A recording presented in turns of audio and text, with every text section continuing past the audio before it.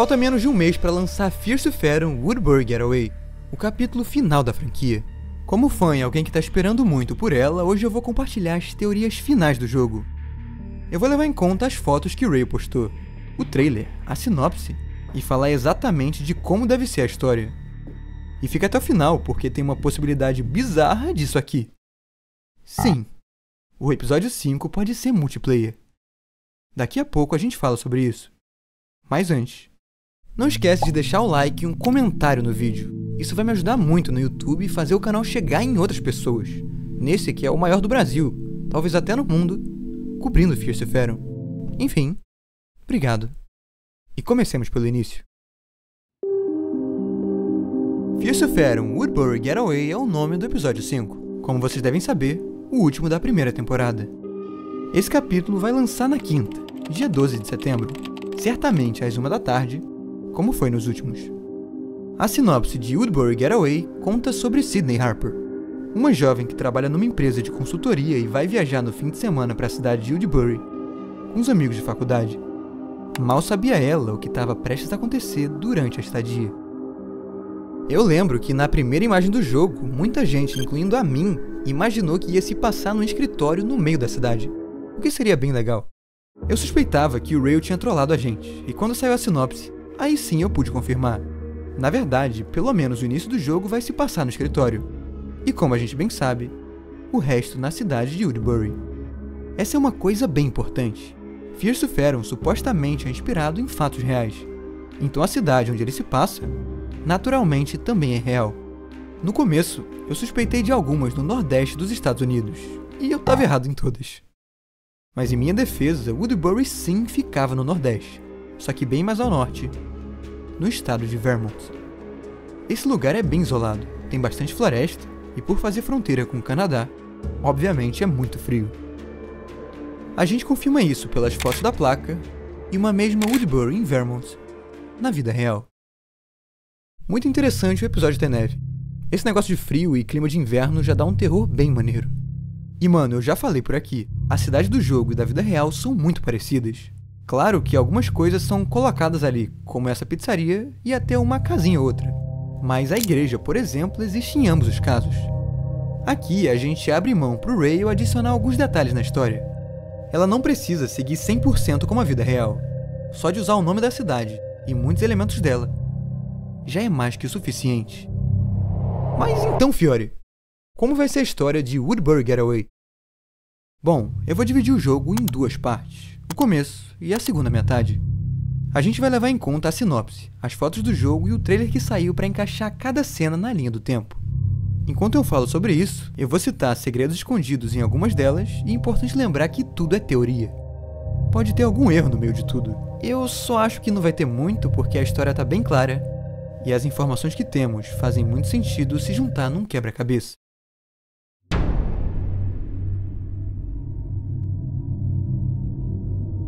Fierce Faron Woodbury Getaway deve começar na cidade grande, no escritório onde a Sydney trabalha.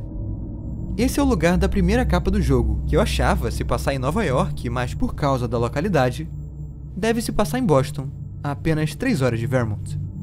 A personagem deve estar cansada da rotina e decide alugar uma casa em Woodbury, como a gente vê nessa imagem. Então a gente começa no último dia de trabalho antes da viagem. Em uma das fotos, ela diz que precisa de um café para segurar o final do dia.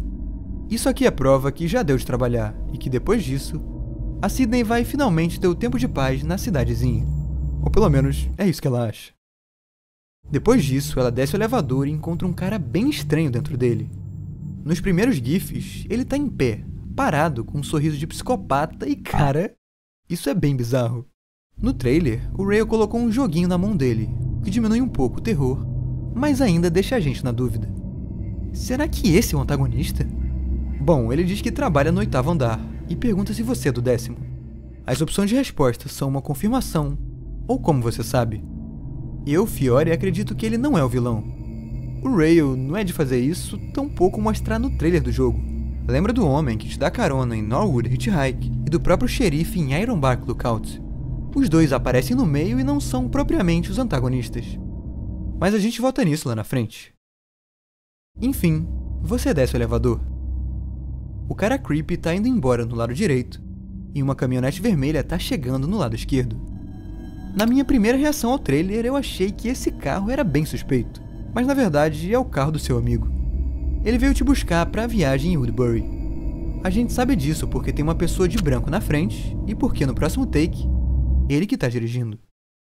Então vocês partem para lá. No meio do caminho, na cidade, ou quase chegando nela, vocês devem parar para comer uma pizza. Na vida real, existe um restaurante de estrada chamado Moe's Italian Sandwiches.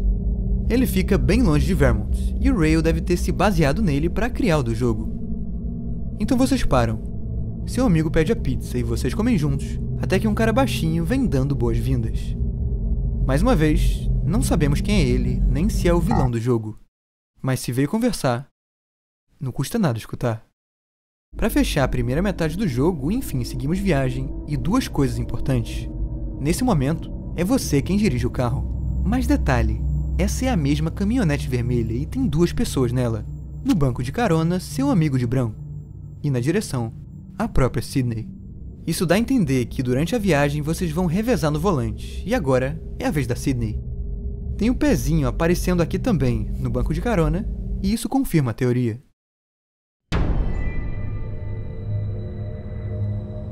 Bom, finalmente chegamos em Woodbury, e é aqui que o negócio fica mais misterioso. Primeiro, que essa é uma cidade pequena. Ela tem 3.400 pessoas, como diz a placa. Segundo, porque o Rail revelou pouca coisa do meio pro final do jogo. A próxima imagem, possivelmente, é o lugar onde a Sydney e seu amigo vão se hospedar. À direita tem uma construção desconhecida e à esquerda, uma casinha de pesca. Essa casinha é onde você pega as ferramentas para pescar e eis o primeiro minigame. Você tem que manter o peixinho na barra vermelha e isso lembra bastante Stardew Valley. Com certeza o Rail pegou de inspiração. Depois de feito, vocês levam os peixes para a cabana. Preparam eles, assam no forno e eis o clássico jantar no sofá.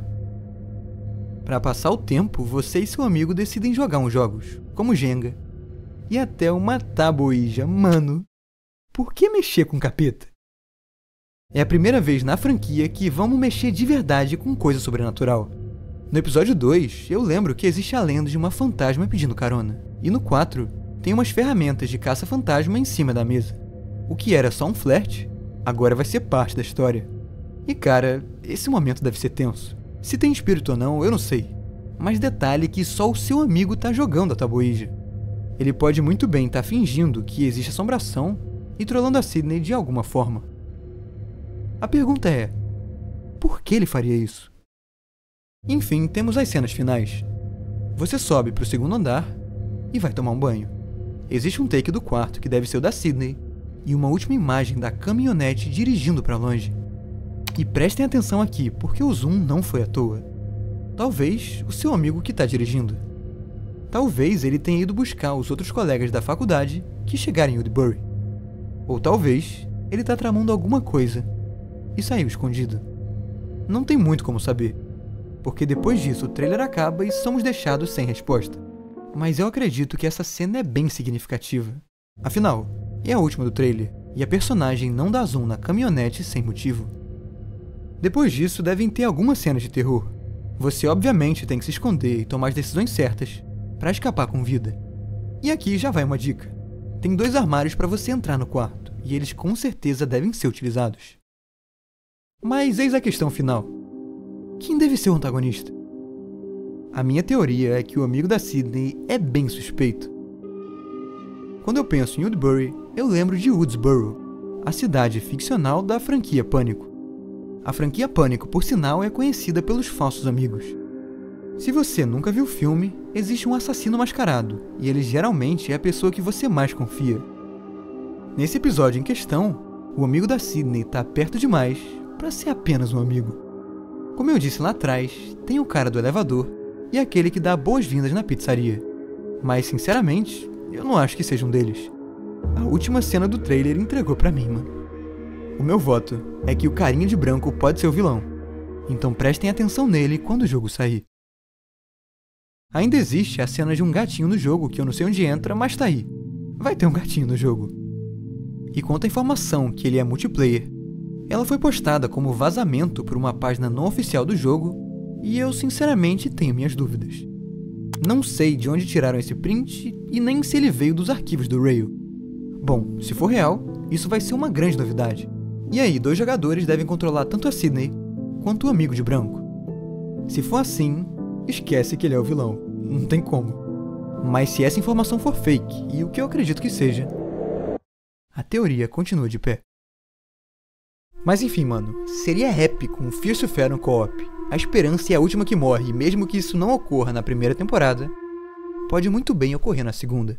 Quando o episódio sair, vai ter vídeo no canal e eu vou postar o quanto antes depois do dia 12. Comenta aí embaixo qual a sua teoria, como vai ser a história e quem você acha que é o vilão. Mano, eu tô muito hypado e eu vou ler todos os comentários. Enfim, a gente se vê em breve. Um abraço. E até já.